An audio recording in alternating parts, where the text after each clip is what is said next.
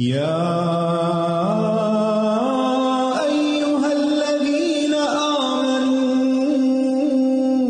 اذا تداینتم بدین الی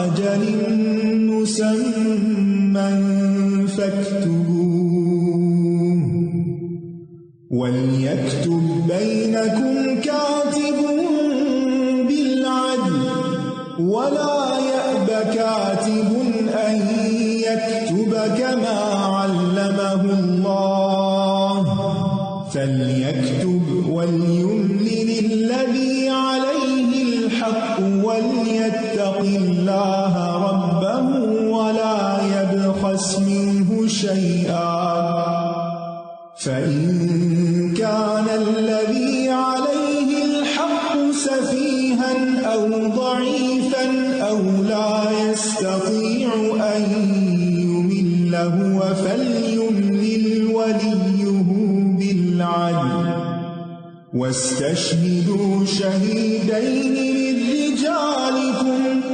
فإن لم يكونا رجلين فرجل وامرأتان ممن ترضون من الشهداء أن تضل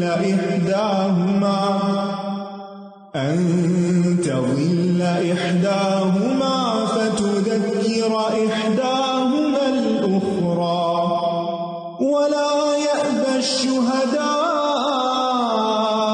إذا ما دعوا ولا تسأموا أن تكتبوه صغيرا أو كبيرا إلى أجله ذلكم أقسط عند الله وأقوم للشهادة وأدنى ألا ترتابوا إلا أن تكون تجارة حاضرة تديرونها بينكم فليس عليكم جناح ألا تكتبوها وأشهدوا إذا تبايعتم ولا يضار كاتب ولا شهيد وإن تفعلوا فإنه فسوق بكم واتقوا الله ويعلمكم الله والله بكل شيء عليم وإن كنتم على سفر ولم تجدوا كاتبا فرهان مقبوضة فإن أمن بعضكم بعضا فليؤد الذي اؤتمن أمانته وليتق الله ربه ولا تكتموا الشهادة ومن يكتمها فإنه آثم قلبه والله بما تعملون علیم۔ اے لوگو جو ایمان لائے ہو، جب تم ایک وقت مقرر تک کے لیے آپس میں قرض کا لین دین کرو تو اسے لکھ لیا کرو، اور چاہیے کہ لکھنے والا تمہارے درمیان عدل کے ساتھ لکھے، اور لکھنے والے کو لکھنے سے انکار نہیں کرنا چاہیے، جیسا کہ اللہ نے اسے سکھایا ہے تو اس کو لکھنا چاہیے، اور املا اس شخص کو کروانی چاہیے جس کے ذمہ حق یعنی قرض ہو، اور اسے اللہ سے ڈرنا چاہیے جو اس کا رب ہے، اور وہ اس میں کسی بھی چیز کی کمی نہ کرے یعنی کم نہ لکھوائے۔ پھر اگر وہ شخص جس کے ذمہ حق یعنی قرض ہو وہ ناسمجھ یا کمزور ہو، یا وہ خود املا کروانے کی استطاعت نہ رکھتا ہو یعنی بول ہی نہیں سکتا مثلاً، تو اس کا ولی عدل کے ساتھ املا کروائے، اور اپنے مردوں میں سے 2 کو گواہ بنا لو۔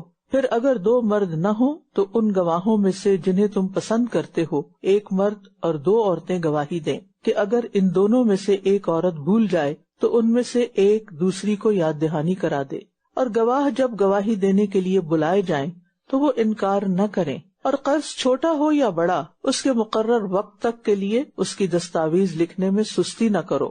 یہ طریقہ اللہ کے نزدیک زیادہ انصاف والا ہے اور گواہی دینے کے لیے زیادہ درست ہے، اور زیادہ قریب ہے کہ تم یعنی فریقین شک میں نہ پڑو، مگر یہ کہ نقد تجارت ہو جس کا تم آپس میں لین دین کرتے ہو تو تم پر کچھ گناہ نہیں کہ تم اس کو نہ لکھو۔ اور جب تم باہم خرید و فروخت کرو تو گواہ مقرر کر لیا کرو، اور دستاویز لکھنے والے اور گواہی دینے والے کو نقصان نہ دیا جائے، اور اگر تم ایسا کرو گے تو یقیناً یہ تمہاری سخت نافرمانی ہوگی، اور اللہ سے ڈرو، اور اللہ تمہیں سکھاتا ہے، اور اللہ ہر چیز کو خوب جاننے والا ہے۔ اور اگر تم سفر میں ہو اور قرض لینا چاہو اور تمہیں کوئی دستاویز لکھنے والا نہ ملے تو کوئی چیز بطور رہن قرض دینے والے کو قبضے میں دے دی جائے۔ پھر اگر تم میں سے ایک دوسرے پر اعتبار کرے اور بغیر رہن رکھے قرض دے دے تو وہ مقروض جو امین بنایا گیا ہو وہ قرض دینے والے کو اس کی امانت یعنی قرض ادا کر دے، اور اسے اللہ سے ڈرنا چاہیے جو اس کا رب ہے۔ اور تم گواہی کو مت چھپاؤ، اور جو کوئی اسے چھپائے گا تو یقیناً اس کا دل گناہ گار ہے، اور جو کچھ تم کرتے ہو اللہ اس کو خوب جاننے والا ہے۔ قرض کے لین دین کے لیے 3 اہم اصول بتائے گئے ہیں۔ ایک یہ کہ اسے لکھ لینا چاہیے، دوسرے یہ کہ مدت مقرر کرنی چاہیے، تیسرے یہ کہ اس پر گواہ بنا لینا چاہیے، لیکن یہ حکم واجب نہیں، مستحب ہے۔ یہ بہت اہم بات ہے کہ قرض کو لکھ لیا جائے۔ اپنے حقوق کی حفاظت کرنا بھی اللہ کی شریعت کا حصہ ہے، کیونکہ جب لکھت پڑھت کے بغیر یہ معاملے کیے جاتے ہیں اور پھر انسان کے ساتھ نسیان ہے، خطا کا پتلا ہے، چیزیں بھول جاتی ہیں، حافظے سے نکل جاتی ہیں، حالات میں تبدیلی ہو جاتی ہے، تو ایسی صورت میں پھر بعض اوقات تعلقات خراب ہوتے ہیں، بدگمانیاں پیدا ہوتی ہیں، لڑائی جھگڑے پیدا ہو جاتے ہیں۔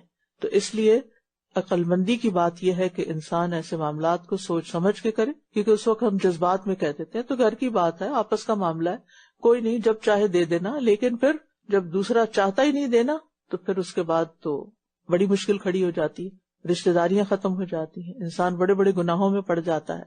اور پھر یہ کہ انسان اللہ تعالیٰ کے احکامات کو جتنا سمجھے اور پھر لین دین کے معاملات میں ان احکامات کی پابندی کرے تو اس میں انسانوں ہی کا بھلا ہے، اور دنیا میں انسان بہت سے فتنوں سے بچ جاتا ہے۔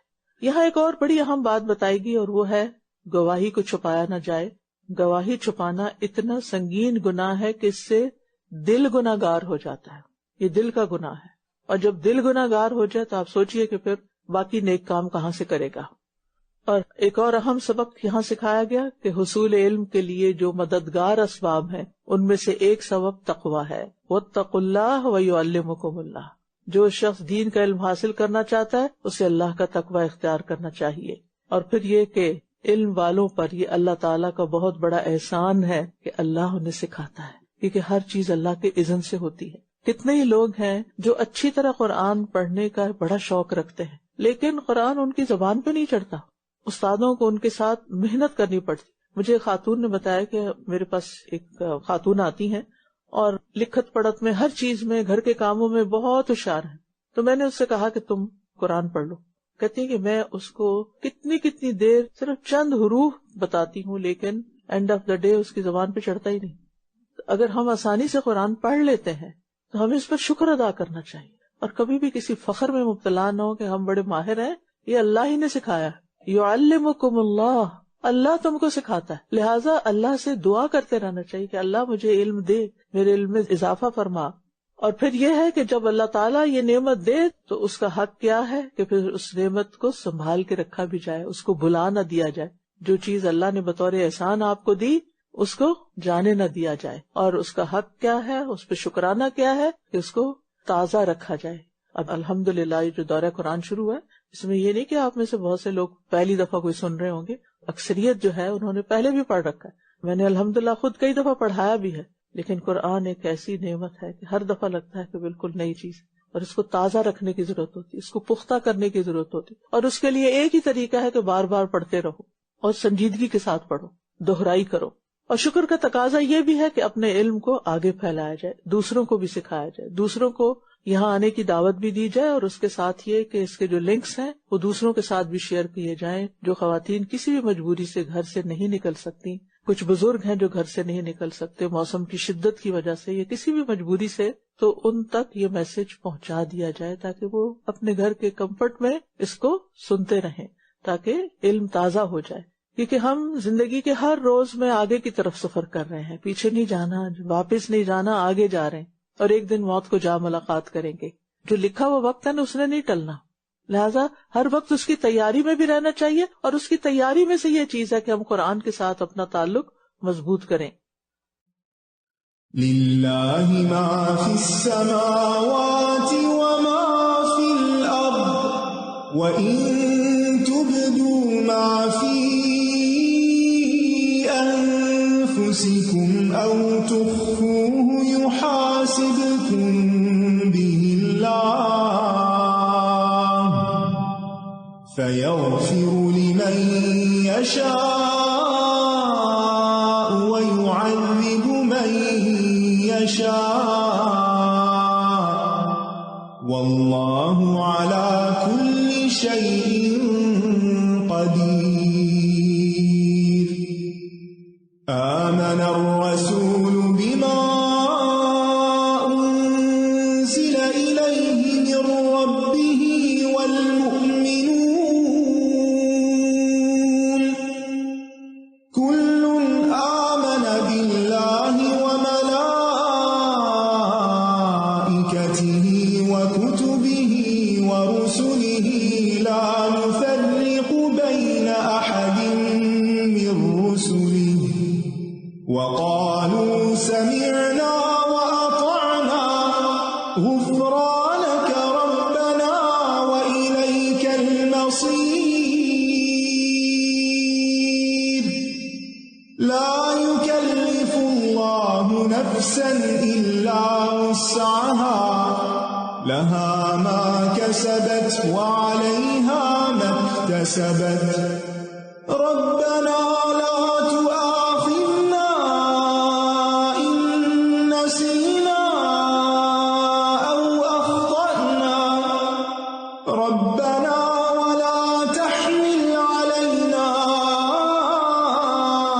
إِصْرًا كَمَا حَمَلْتَهُ عَلَى الَّذِينَ مِن قَبْلِنَا رَبَّنَا وَلَا تُحَمِّلْنَا مَا لَا طَاقَةَ لَنَا بِهِ وَاعْفُ عَنَّا وَاغْفِرْ لَنَا وَارْحَمْنَا أَنْتَ مَوْلَانَا فَانصُرْنَا عَلَى الْقَوْمِ الْكَافِرِينَ.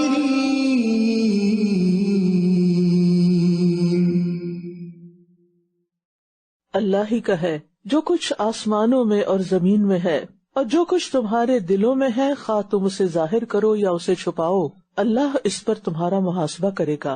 پھر جسے وہ چاہے گا بخش دے گا، اور جسے وہ چاہے گا عذاب دے گا، اور اللہ ہر چیز پر پوری قدرت رکھنے والا ہے. اس آیت میں اللہ تعالیٰ کی 3 صفات کا ذکر ہوا ہے: ملک، علم اور قدرت. یعنی وہ ہر چیز کا مالک ہے، اونر وہ ہے. ہمارے پاس یہ سب کچھ ٹیمپریری ہے، ہمارے امتحان کے لیے ہے، ہماری ضروریات پوری کرنے کے لیے. ہم دنیا کی کسی بھی چیز کے اصل مالک نہیں ہیں، یہ چیز ہمیں یاد رکھنی چاہیے. اللہ نے کچھ عرصے کے لیے یہ سب کچھ ہمیں دیا ہے اور پھر واپس اسی کی طرف چلا جائے گا. دوسرے یہ کہ اللہ تعالیٰ کا علم وسیع ہے، وہ صرف ظاہر کو نہیں باطن کو بھی جانتا ہے، ہمارے دلوں کے راز تک جانتا ہے. اور تیسری یہ کہ اسے ہر چیز پر پوری قدرت اور کنٹرول ہے، اور خاص طور پر جسے چاہے سزا دے اور جسے چاہے معاف کر دے. سارے اختیارات اس کے پاس ہیں، لہٰذا اسی کی طرف رجوع کرنا چاہیے. یہی 3 صفات جو ہیں تفصیل کے ساتھ آیت الکرسی میں بھی آئی ہیں. اور پھر دل کے کن افعال پر محاسبہ ہوگا؟ وہ جن کا انسان پختہ ارادہ کر لیتا ہے کسی کفر کا یا برے کام کا، تو اس پر محاسبہ ہوگا. یا کسی گناہ کا، مثلاً کوئی چوری کا پکا ارادہ کر لیتا ہے یا زنا کا ارادہ کر لیتا ہے، تو اگر وہ کر نہیں بھی سکتا تو بہرحال اس برے خیال پر اس کی پکڑ ہو سکتی ہے. کیونکہ بعض اوقات انسان ارادہ کرتا ہے اور وہ پورا نہیں ہوتا، مگر اس کی نیت پوری ہوتی کہ مجھے موقع ملا تو میں غلط کام کروں گا. تو غلط سوچوں سے غلط خیالات سے بھی پرہیز کرنا چاہیے، کیونکہ وہ اللہ کی نگاہ میں ہے.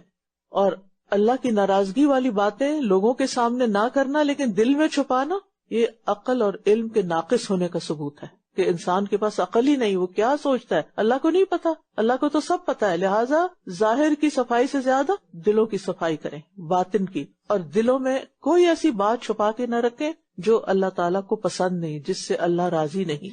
پھر فرمایا رسول اس پر ایمان لایا جو اس کے رب کی طرف سے اس پر نازل کیا گیا، اور سارے مومن بھی، یعنی ان سب چیزوں پر ایمان رکھتے ہیں جن پر رسول ایمان رکھتے ہیں. یہ سب اللہ پر اور اس کے فرشتوں اور اس کی کتابوں پر اور اس کے رسولوں پر ایمان لائے. وہ کہتے ہیں ہم اس کے رسولوں میں سے کسی ایک کے درمیان بھی فرق نہیں کرتے، یعنی جتنے بھی اللہ نے رسول بھیجے ہیں ہم ان سب پر ایمان رکھتے ہیں. اور انہوں نے کہا ہم نے سنا اور ہم نے اطاعت کی، یعنی جو کچھ ہمیں سنایا گیا ہے ہم یہ ماننے کو تیار ہیں. اے ہمارے رب تیری مغفرت طلب کرتے ہیں، تیری بخشش چاہیے اور تیری ہی طرف لوٹ کر جانا ہے. تو یاد رکھیے جیسے صحابہ نے کہا سمعنا و اطعنا، تو ہمارا ایمان بھی ہم سے یہی تقاضا کرتا ہے کہ ہم بھی اللہ کے ہر حکم کے آگے سر تسلیم خم کر دیں اور اس کو ماننے کے لیے تیار ہو جائیں. اور پھر آپ دیکھیے کہ دعا مانگنے سے پہلے سمعنا و اطعنا کی بات کی گئی، یعنی دعاؤں کی قبولیت کے لیے نیک عمل چاہیے. نیک عمل قبولیت کا رستہ ہموار کرتے ہیں. لہذا جب بھی کوئی دعا کرنی ہو تو اس سے پہلے اللہ تعالیٰ کی شان، اللہ تعالیٰ کا ذکر، اللہ تعالیٰ کے نام اور اللہ سبحانہ تعالیٰ کی تسبیح کریں. پھر فرمایا اللہ کسی جان کو اس کی وسعت سے بڑھ کر تکلیف نہیں دیتا. جو اس نے نیکی کمائی وہ اسی کے فائدے کے لیے ہے، اور جو اس نے برائی کمائی اسی کے ذمے اس کا نقصان ہے. اے ہمارے رب اگر ہم بھول جائیں یا ہم خطا کر بیٹھیں تو ہمارا مواخذہ نہ کرنا، ہماری پکڑ نہ کرنا. اے ہمارے رب ہم پر ایسا بوجھ نہ ڈالنا جیسا تو نے ہم سے پہلے لوگوں پر ڈالا تھا. اے ہمارے رب اور تو ہم سے وہ بوجھ نہ اٹھوا جس کو اٹھانے کی ہم طاقت نہیں رکھتے، اور ہم سے درگزر فرما اور ہمیں بخش دے اور ہم پر رحم فرما. تو ہی ہمارا مولا ہے، بس کافر قوم کے مقابلے میں ہماری مدد فرما. یہ اللہ کی بے پناہ رحمت ہے کہ اللہ نے انسان کو ایسے کام کرنے کا حکم نہیں دیا جن کے کرنے کی اس کے اندر طاقت نہ ہو. اور پھر مانگنے کی دعاؤں میں اللہ سے عفو اور عافیت اور مغفرت اور رحمت کا سوال کرنا چاہیے، کیونکہ ہم انسان ہیں، کمزور ہیں، گناہگار ہیں. ہماری نجات نہیں ہو سکتی اگر رب ہمیں معاف نہ کرے، ہمیں بخشے نہیں اور ہم پر رحم نہ فرمائے. اور پھر اگر ہم چاہتے ہیں کہ ہمیں اپنے دشمنوں کے مقابلے میں فتح حاصل ہو تو اس کے لیے اللہ کو مولا بنا لے. انت مولانا انت مولانا، تو ہی ہمارا دوست ہے، تو ہی ہمارا سرپرست ہے، تو ہی ہمارا مددگار ہے، لہٰذا ہمیں تجھ سے ہی مدد چاہیے.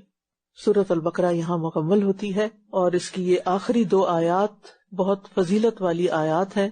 رسول اللہ صلی اللہ علیہ وسلم نے فرمایا اللہ تعالیٰ نے زمین و آسمان پیدا کرنے سے 2000 سال پہلے ایک کتاب لکھی، اس میں اس نے 2 آیتیں نازل فرمائیں جن کے ساتھ سورۃ البقرہ کا اختتام کیا.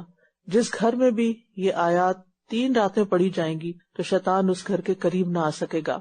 عقبہ بن عامر کہتے ہیں کہ رسول اللہ صلی اللہ علیہ وسلم نے مجھ سے فرمایا سورۃ البقرہ کی آخری 2 آیتیں پڑھا کرو، کیونکہ یہ 2 آیتیں مجھے عرش کے نیچے سے دی گئی ہیں. لہٰذا یہ بڑی عظیم آیتیں ہیں، ان کو زبانی یاد کر لیجئے، خود بھی پڑھیے، اپنے بچوں کو بھی سکھائیے اور صبح و شام ان کی تلاوت کرتے رہیے تاکہ ہم سب شیطان کے شر سے بچ کر اللہ کی حفاظت میں رہیں. بقرہ میں تو میں سوچ رہی تھی، بلکہ خوف آ گیا مجھے اس آیت سے کہ جب بھی ہم کسی دینی مجلس سے تولا کرتے ہیں، چلے جاتے ہیں وہاں سے، یا پھر ہر عبادت کے بعد یا پھر ہر نماز کے بعد، تو اگر ہم فساد کی طرف جاتے ہیں، کسی فساد میں مشغول ہوتے ہیں، چاہے وہ کسی طرح کا بھی فساد ہو، چھوٹی سے چھوٹی یا بڑی سی بڑی، تو ہمارے اعمال کو ضائع کر دیتا ہے. آپ نے بتایا ہے کہ فساد اعمال کو ضائع کر دیتا ہے. ہم عمل تو کرتے ہیں، نماز بھی پڑھ لی، دور قرآن بھی کر لیا، روزے بھی رکھ لیے، لیکن اہم اس کو حفاظت کرنا ہے. نماز پڑھ لی، جمعہ پڑھ لیا، ذکر اذکار سب کچھ کر لیا، اور پھر جب اٹھے اور گھر والوں سے معاملہ ہوا تو وہاں جھگڑا فساد شروع کر دیا اور چھوٹی چھوٹی باتوں پر لان تان شروع کر دی. بچوں کو ڈانٹ ڈپٹ شروع کر دی، شوہر کے سامنے بدتمیزی سے بات کی، تو جو دین پڑھنے والی خواتین ہیں ان سے خاص درخواست ہے کہ وہ اپنے رویوں کو بدلیں، اپنی انا کو ختم کریں اور اللہ کی خاطر دوسروں کو معاف کرتے ہوئے اپنے رویوں کو درست کریں، ورنہ ایسا نہ ہو کہ یہ عمل ہمارے خلاف حجت بنے۔ اللہ تعالیٰ ہمیں عمل کی توفیق عطا فرمائے، اور سورۃ البقرہ اللہ کے فضل سے جو مکمل ہوئی ہے اللہ تعالیٰ اس کی برکت نصیب کرے۔ سورۃ آل عمران۔ بسم اللہ الرحمن الرحیم۔ الف لام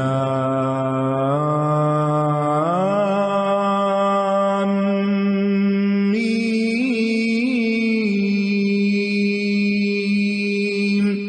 اللہ لا الہ الا هو الحی القیوم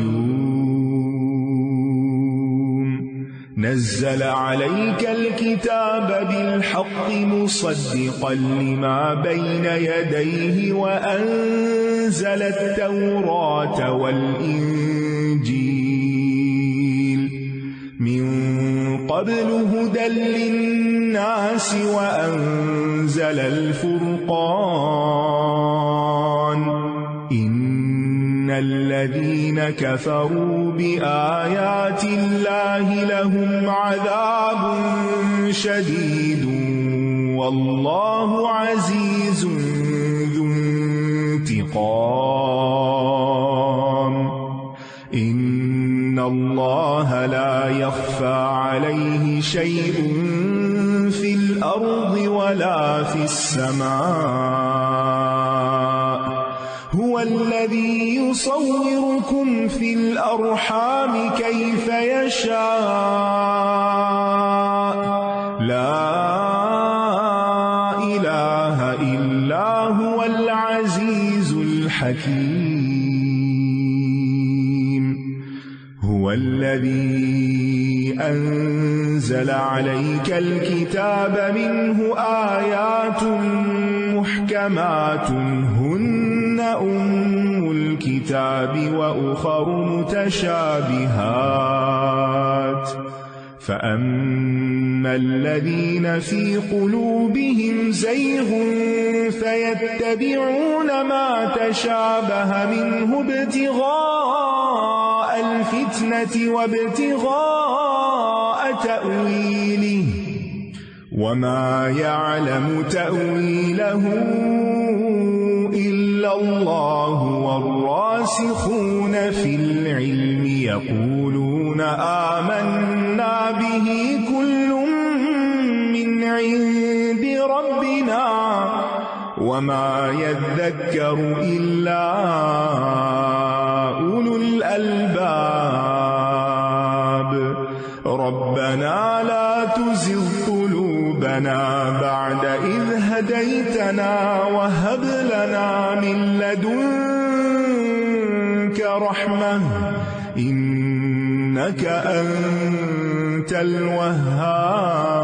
الوهاب ربنا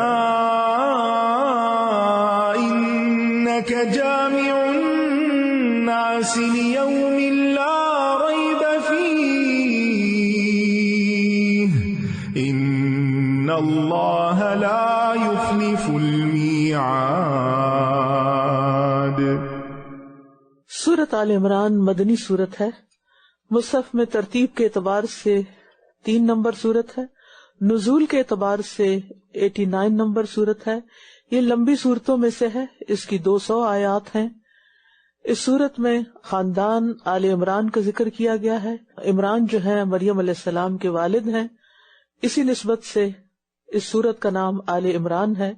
اس کو الزہرا بھی کہتے ہیں۔ البقرہ اور آل عمران کو ملا کر زہراوین بھی بولا جاتا ہے۔ سورت البقرہ کے ساتھ ساتھ یہ سورت بھی اللہ کا راستہ اختیار کرنے والوں کو روشنی مہیا کرتی ہے، اور اس سورت کا مرکزی نقطہ اللہ کے دین پر ثابت قدمی اختیار کرنا ہے، استقامت اختیار کرنا ہے۔ بسم اللہ الرحمن الرحیم۔ اللہ، اس کے سوا کوئی معبود نہیں، وہ ہمیشہ سے زندہ سب کو قائم رکھنے والا ہے۔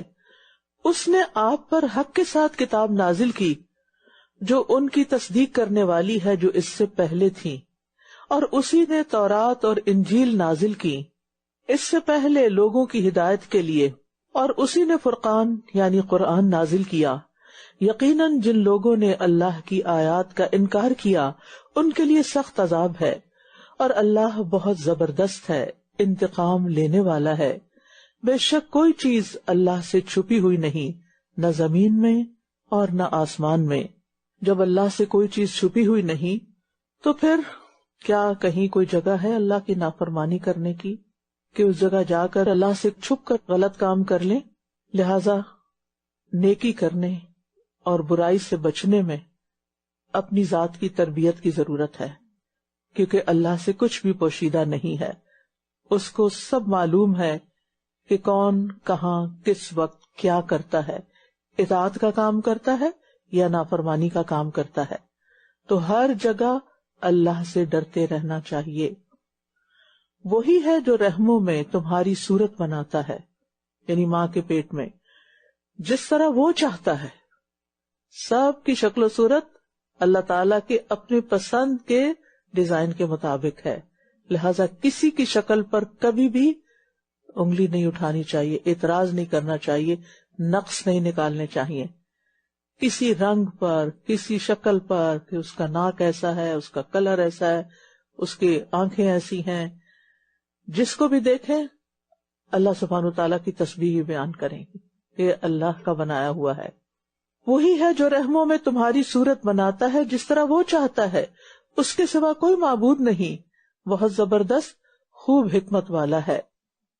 وہی ہے جس نے آپ پر کتاب نازل کی جس میں محکم یعنی واضح آیات ہیں جو کتاب کی اصل بنیاد ہیں، اور کچھ دوسری متشابہ ہیں، پس وہ لوگ جن کے دلوں میں ٹیڑھ ہے وہ اس میں فتنہ اور منمانی تعویل کی تلاش میں متشابہ آیات کے پیچھے لگ جاتے ہیں، حالانکہ ان کا حقیقی مطلب اللہ کے سوا کوئی نہیں جانتا۔ اور جو علم میں پختہ کار ہیں وہ کہتے ہیں ہم ان پر ایمان لائے، سب کچھ ہمارے رب کی طرف سے ہے، اور نصیحت تو صرف عقل والے ہی حاصل کرتے ہیں۔ تو محکم آیات وہ ہوتی ہیں جن کا مطلب صاف سمجھ میں آتا ہو، ترجمہ پڑھتے ہی بات سمجھ میں آ جاتی ہے، کسی قسم کا کوئی اشتباہ نہیں ہوتا، کوئی دوسرا مطلب اس سے نہیں نکالا جا سکتا۔ جیسے حلال حرام سے متعلق احکامات ہیں، کچھ چیزوں کا حکم دیا گیا، کچھ سے روکا گیا۔ لیکن متشابہ آیات وہ ہوتی ہیں جن کا مفہوم انسانی ذہن کی دسترس سے بالا ہوتا ہے۔ انسان کی عقل چونکہ محدود ہے اور کائنات اور اس کے حقائق لامحدود ہیں، لہذا کچھ چیزیں انسان کی سمجھ میں آتی ہیں، کچھ وقت کے ساتھ ساتھ آتی ہیں اور کچھ نہیں بھی آتی۔ لہذا جو بات سمجھ نہ آئے تو انسان اپنی لمیٹیشنز کا اعتراف کرے، اپنی محدودیت کا اعتراف کرے کہ یہ میری کمزوری ہے، میری کمی ہے، میں سمجھ نہیں پا رہا۔ اللہ سبحانہ تعالیٰ کی کوئی بات بھی بے مقصد نہیں ہے، نہ اس نے کائنات میں کوئی چیز بے مقصد بنائی ہے اور نہ اپنی کتاب میں کوئی چیز بے مقصد اتاری ہے۔ لہذا ہمارا کام کیا ہے کہ قرآن کے محکم حصوں پر عمل کرتے جائیں اور متشابہات پر ایمان رکھیں کہ یہ سب اللہ کی طرف سے ہے۔ متشابہات سے دلیل نہ لیں، کیونکہ ایسا کرنے والے دراصل کجی کے رستے پہ یعنی ٹیڑھے رستے پہ چلنا چاہتے ہیں۔ واضح دلیل کو چھوڑ کر متشابہ آیت سے کوئی مطلب نکالنا اور اس طریقے کو اختیار کر لینا، یہ انسان کی ہدایت پر ہونے کی دلیل نہیں ہے۔ اور اہل ایمان کیا دعا کرتے ہیں؟ اے ہمارے رب، ہدایت دینے کے بعد ہمارے دلوں کو ٹیڑھا نہ کر اور ہمیں اپنے پاس سے رحمت عطا فرما، بے شک تو ہی بہت عطا کرنے والا ہے۔ یہاں پر آپ دیکھیے کہ جو علم میں راسخ ہوتے ہیں وہ اللہ سبحانہ تعالیٰ سے ہدایت کی دعا کے ساتھ ساتھ ہدایت سے پیچھے ہٹنے یا ہدایت سے پھسل جانے سے بچنے کی دعا کرتے ہیں، کیونکہ جس طرح راستے کی پھسلن ہوتی ہے نا، ایسی ہی عقل کی پھسلن بھی ہوتی ہے۔ اور عقل کی پھسلن کیا ہوتی ہے کہ انسان کسی چیز کو صحیح رخ سے نہ دیکھے اور اس رخ سے دیکھے جس سے دیکھنا چاہتا ہے، اور اس کی کوئی تعویل کر لے، یعنی صحیح رائے قائم نہ کرے اور غلط فہمیوں میں پڑ جائے، کنفیوژن میں پڑ جائے۔ اور راسخ فی العلم کون ہوتا ہے؟ جو گمراہی سے، کجراہی سے ڈرے اور اللہ سے ثابت قدمی کا سوال کرے، دعا کرے، کیونکہ راسخون فی العلم وہ ہوتے ہیں جن کی ساری کوششیں علم حاصل کرنے کی اور سکھانے کی، علم لینے اور دینے کی آخرت کی خاطر ہوتی ہے، آخرت میں نجات پانے کے لیے ہوتی ہیں۔ اور یہاں ان آیات سے یہ بھی پتہ چلتا ہے کہ صرف ہدایت مل جانا ہی کافی نہیں، صرف قرآن پڑھ لینا ہی کافی نہیں، بلکہ اس پر ثابت قدمی نہایت ضروری ہے. اور ہدایت اور حق پر ثابت قدم رہنے کے لیے کوششوں کے علاوہ انسان کو کثرت سے دعا بھی مانگنی چاہیے، کیونکہ وہ اللہ ہی کے ہاتھ میں ہے. اے ہمارے رب، یقیناً تو سب لوگوں کو ایسے دن میں جمع کرنے والا ہے جس کے آنے میں کوئی شک نہیں.